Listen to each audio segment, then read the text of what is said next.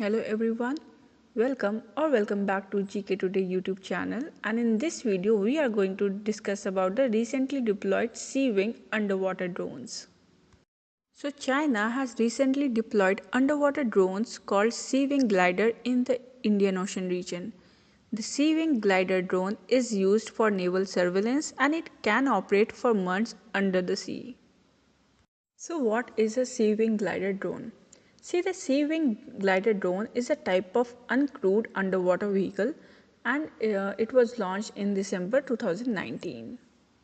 So what are the other places where China has deployed sea-wing glider drone? See, apart from Indian Ocean region, China has deployed the sea-wing glider drone in the Arctic Ocean, and also these drones are deployed in South China Sea, East China Sea and other waters of the Western Pacific. So what is China's stand in use of sea-wing glider drone? So according to China, sea-wing glider drones have been deployed for research and development purposes. So let's discuss what are the intentions of Chinese with sea-wing glider drones.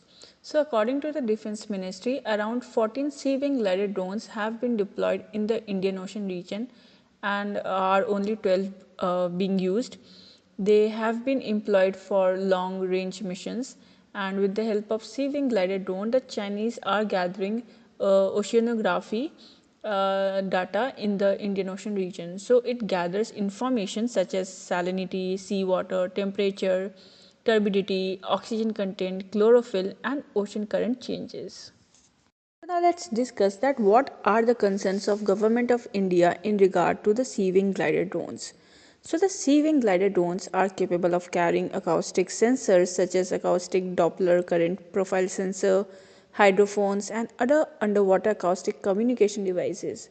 And according to the Government of India, the Chinese might use these drones to listen to Indian naval communication and might track Indian naval ships in the Indian Ocean region.